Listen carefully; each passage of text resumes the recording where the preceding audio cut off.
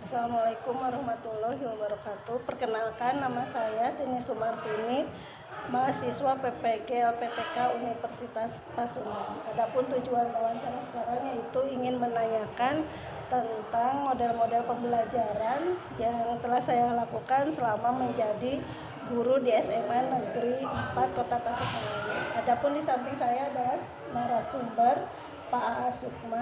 Dia seorang narasumber sebagai Ikatan Guru Bahasa Jerman Indonesia dan instruktur PKP.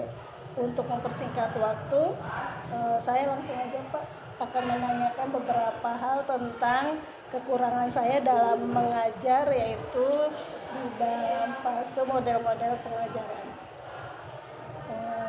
Kalau kemarin telah mewawancarai Bapak Wakasek Kurikulum Pak Asep itu tentang model-model pembelajaran. Tetapi sekarang model-model pembelajaran yang saya hadapi, di mana dalam kegiatan belajar mengajar saya mengalami kendala dalam variasi model-model pembelajaran.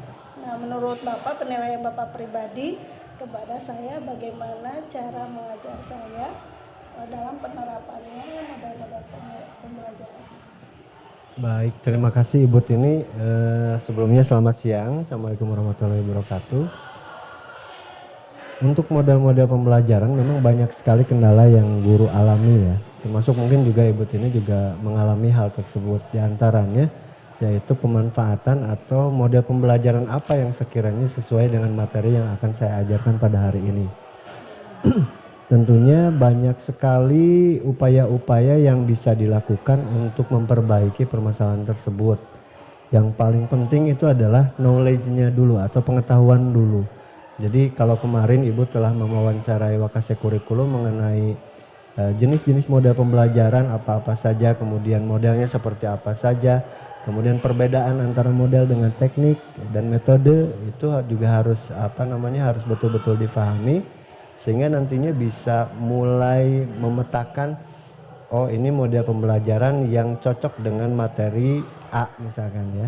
Contohnya sebagai contoh, kalau Ibu ingin menerangkan mengenai permasalahan sosial atau misalkan ingin menjelaskan mengenai permasalahan pada bidang ekonomi, apa yang pendekatan atau model pembelajaran apa yang sekiranya paling sesuai, itu akan ditemukan ketika Ibu sudah banyak menggali informasi tentang model-model pembelajaran yang berkaitan tersebut. Kemudian untuk permasalahan model-model pembelajaran ini, hal pertama yang harus dilakukan oleh seorang guru tentunya adalah menganalisis permasalahannya. Kesulitan saya itu di mana? Misalkan kesulitan saya itu dari proses pendekatannya kah, atau misalkan dari medianya, karena keterbatasan media pembelajaran yang ada pada sebuah sekolah atau pada sebuah institusi sekolah, dan bagaimana cara menyikapi itu. Itu yang harus pertama kita lakukan. Kemudian nanti kita bisa memetakan langkah-langkah apa saja yang sekiranya bisa menjadi solusi atau jalan keluar terhadap permasalahan kita itu. Barangkali itu untuk penilaian mengenai masalah pembelajaran Ibu Tini. Memang di kelas masih ada satu atau dua model pembelajaran yang belum sesuai dengan peruntukannya. Sebagai contoh misalkan problem based learning ya, PBL. Ketika anak ditawarkan permasalahan itu masih banyak kesulitannya di sini. Kalau PBL itu adalah ketika kita menawarkan permasalahan kepada anak, biasanya anak juga merasa kebingungan atau kesulitan. Karena mungkin yang pertama, instruksi yang kita berikan itu tidak jelas ya. Kemudian yang kedua, masalah yang disampaikan itu masih vague atau masih masih abu-abu, masih belum bisa dipahami secara menyeluruh oleh siswa, sehingga jangankan untuk menjawab, untuk memahami pertanyaannya saja sudah sulit gitu. Sehingga kita sebagai guru harus ekstra menjelaskan kepada anak-anak mengenai apa sih inti permasalahan yang disampaikan pada saat ini. Nah, belajar mengenai efektivitas dalam berkomunikasi, komunikasi yang efektif juga itu penting. Artinya jangan sampai siswa itu ketika diberikan model pembelajaran A, mereka juga kesulitan karena tidak memahami apa yang seharusnya dilakukan oleh siswa. Kemudian gurunya juga sama. Intinya adalah kita harus banyak mendapatkan atau banyak menggali dan mencari informasi mengenai model pembelajaran yang akan kita gunakan pada materi tertentu. Mungkin itu. Selanjutnya, apakah ada hubungan antara model-model pembelajaran yang diberikan siswa terhadap semangat belajar siswa dan penilaian atau peningkatan nilai yang diperoleh oleh siswa tersebut? Ya tentu saja ada, karena model pembelajaran tertentu itu bisa mendeskripsikan atau bisa memvisualisasikan kemampuan siswa pada taraf-taraf tertentu. Contohnya sebagai contoh yang tadi saya sebutkan, kita akan bahas tentang PBL saja ya. Problem based learning itu diantaranya adalah mereka menganalisis kan. Mereka menganalisis permasalahan yang ada, kemudian solusinya bagaimana dan lain sebagainya. Jadi dari permasalahan yang ada tersebut, siswa itu secara kasat mata bisa dilihat ranah berpikir atau runutan mereka berpikir, jalan berpikir siswa itu bisa kita petakan sehingga kita bisa menilai, oh ternyata si A ini logikanya jalan, kemudian si B ini logikanya jalan tetapi masih ada beberapa hal yang harus diperbaiki. Si C ini justru ada kesulitan untuk memahami atau untuk mengungkapkan apa yang dia pikirkan. Itu juga menjadi sebuah permasalahan yang harus diselesaikan tentunya.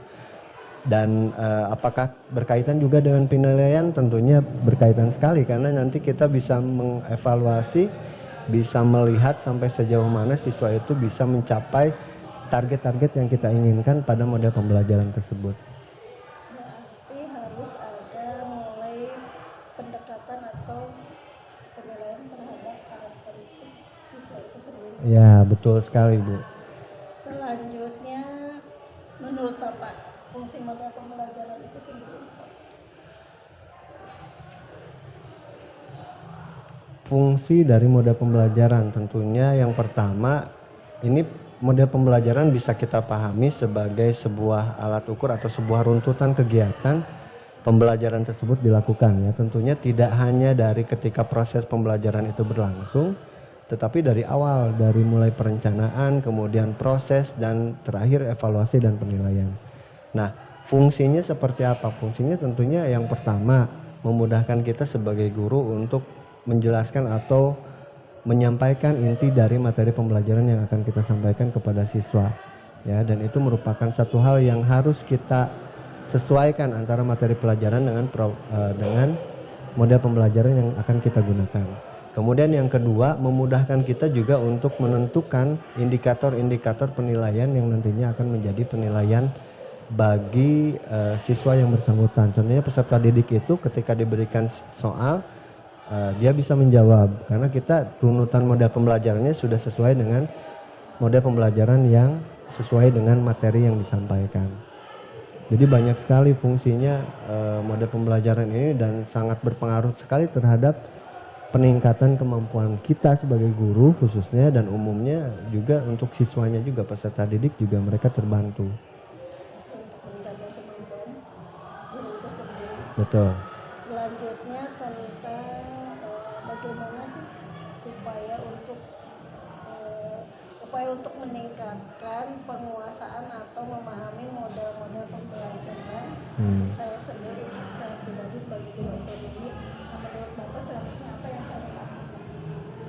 Banyak sekali sebetulnya. Yang pertama eksplorasi ya, kita harus banyak mengeksplor, banyak mencari pengetahuan, dan ini sumbernya bisa dari mana saja. Yang pertama mungkin bisa dari media cetak, kemudian juga dari buku-buku teori-teori pembelajaran ya.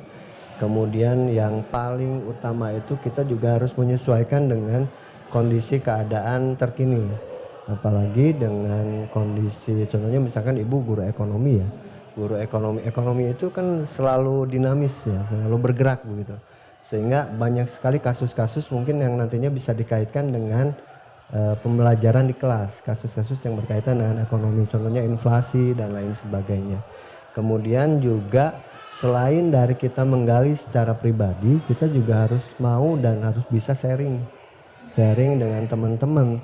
Kita jangan berpikiran sempit mengenai guru-guru ekonomi saja atau DMGMP ekonomi saja, tetapi juga kita harus terbuka terhadap masukan-masukan yang diberikan oleh rekan-rekan dari mata pelajaran yang lain, karena mungkin saja ada model pembelajaran yang cocok digunakan di beberapa mata pelajaran tertentu, tetapi sebetulnya bisa diadaptasi oleh kita sebagai guru ekonomi. Jadi banyak sekali yang bisa kita lakukan, dan semakin banyak kita berupaya untuk mengetahui atau untuk sharing dengan teman-teman, maka pengetahuan kita makin luas dan kita pun bisa lebih leluasa untuk memilih dan bisa lebih fleksibel mengenai model pembelajaran yang akan kita gunakan. Berarti intinya balik lagi ke diri kita sendiri, betul ya Pak? Betul. Selanjutnya kalau model-model pembelajaran berarti ada kaitannya dengan penggunaan teknologi. Teknologi dalam ranah berarti teknologinya teknologi pendidikan. Menurut Bapak selama ini penilaian Bapak terhadap saya bagaimana penggunaan teknologi dalam proses kegiatan belajar mengajar?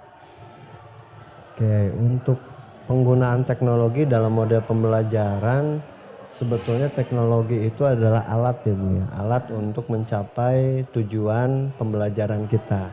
Nah, apakah itu penting? Ya, tetapi kemudian juga jangan sampai kita terlalu memfokuskan diri untuk masalah penguasaan teknologi, meskipun memang penting sekali ya.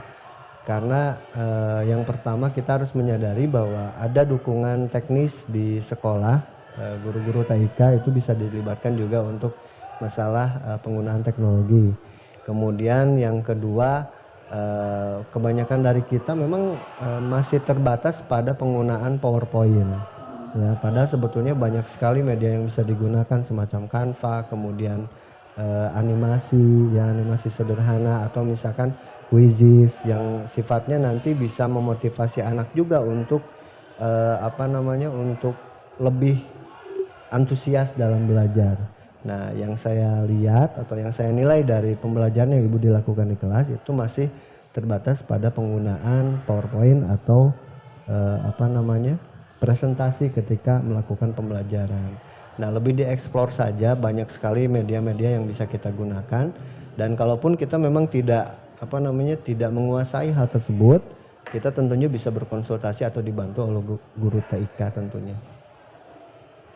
Lanjut Pak, ini tentang masalah pembelajaran HOTS. Nah, kalau kita lihat sebetulnya kalau masalah pembelajaran HOTS, mungkin kita hanya punya persepsi, kebanyakan termasuk saya, bahwa pembelajaran HOTS itu yang hanya saya lakukan itu di penilaian HOTS saja. Sebetulnya kalau pembelajaran HOTS itu sebetulnya seharusnya dimulai dilakukan itu pada saat pembelajaran HOTS itu sendiri. Jadi tidak langsung ke penilaian saja. Kalau kita lihat di sekolah kita termasuk saya baru diterapkan ketika penilaian atau misalnya ketika pembuatan soalnya HOT. Tapi ketika pembelajarannya masih tidak HOT gitu. Nah, menurut Bapak seberapa pentingnya sih pembelajaran HOT untuk guru-guru atau siswa guru ekonomi di sekolah? HOTS, Higher Order Thinking Skills, itu yang diutamakan adalah tadi kembali bahwa peserta didik itu diminta untuk mempunyai penalaran yang cukup tinggi ya. Dan tentunya ini tidak bisa hanya seperti yang Ibu sampaikan tadi, hanya di soalnya saja HOTS. Soalnya bikin ribet, bikin pusing gitu, dengan soal yang sedemikian paragraf jawabannya cuma 1-2 kata gitu ya, atau 1 kalimat.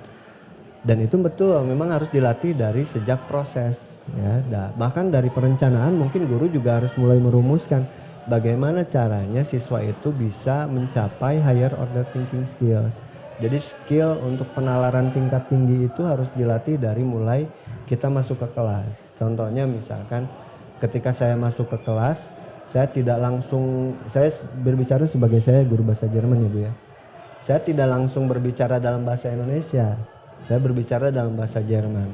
Mereka menganalisis ya, meskipun bahasa Jerman itu bahasa yang sama sekali baru untuk mereka pelajari, tetapi banyak diantaranya kosakatanya yang mirip dengan bahasa Inggris atau dengan bahasa Belanda yang banyak diadaptasi ke bahasa Indonesia.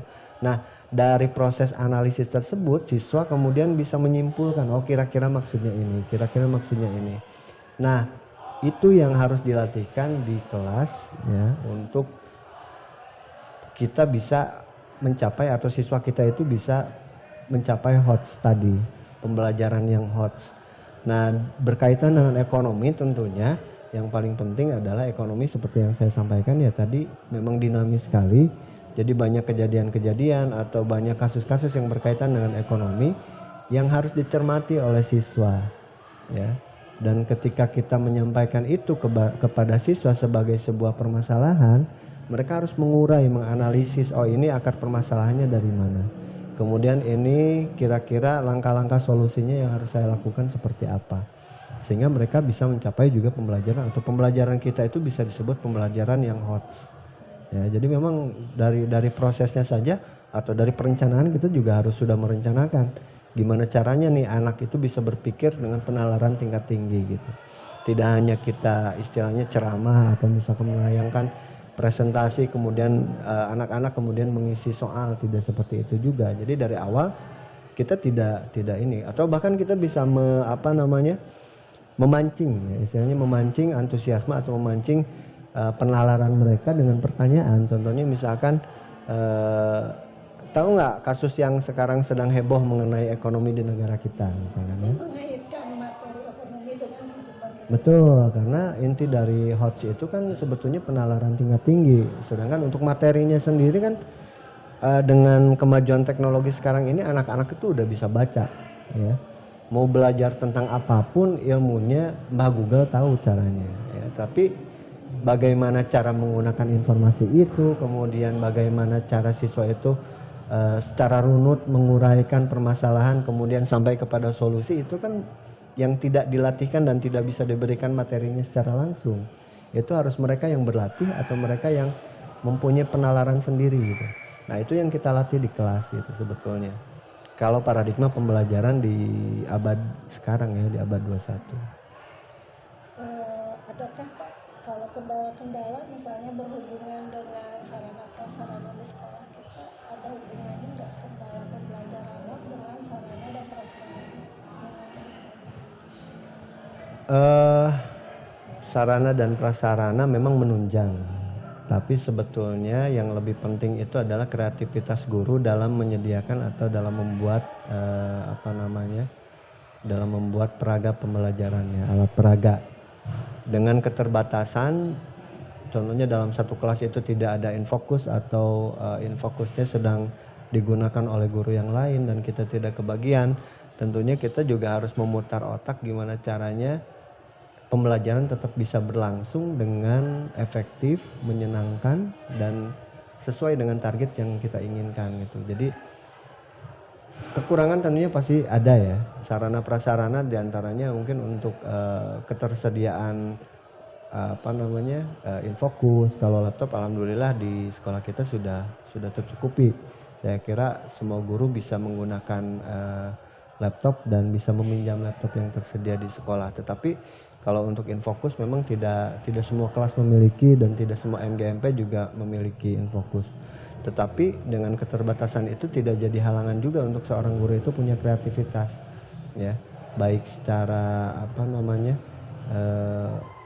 dia membuat alat peraganya di rumah atau misalkan membuat kolase dan lain sebagainya, itu juga bisa dilakukan untuk mengakali atau untuk mengurangi dampak dari kurangnya sarana prasarana yang tersedia. Berarti harus ada peningkatan kreativitas dari guru itu sendiri. Dari guru itu sendiri. Yang terakhir, bagaimana penilaian Pak AA terhadap kinerja sekolah, misalnya dilihat dari kedisiplinan atau cara mengajar sendiri? Untuk kinerja dan kedisiplinan saya kira sudah cukup baik ya, sudah cukup baik. Sedangkan untuk pembelajaran tentunya guru itu 10, 15, 20 tahun mengajar itu pasti masih ada kurangnya, karena kita harus selalu senantiasa belajar dan mengikuti perkembangan zaman, apalagi perkembangan kurikulum ya. Mungkin kurikulum yang sering berubah atau berganti-ganti itu tentunya menjadi sebuah halangan. Tetapi selama kita mempunyai semangat untuk belajar, semangat kebaruan, tentunya kita juga bisa memperbaiki itu. Dan memang ibu sendiri kemauannya lumayan keras juga untuk belajar ibu ya. Jadi sejauh ini saya nilai untuk kinerjanya cukup baik. Baik, sama-sama Ibu. warahmatullahi wabarakatuh. Waalaikumsalam warahmatullahi wabarakatuh.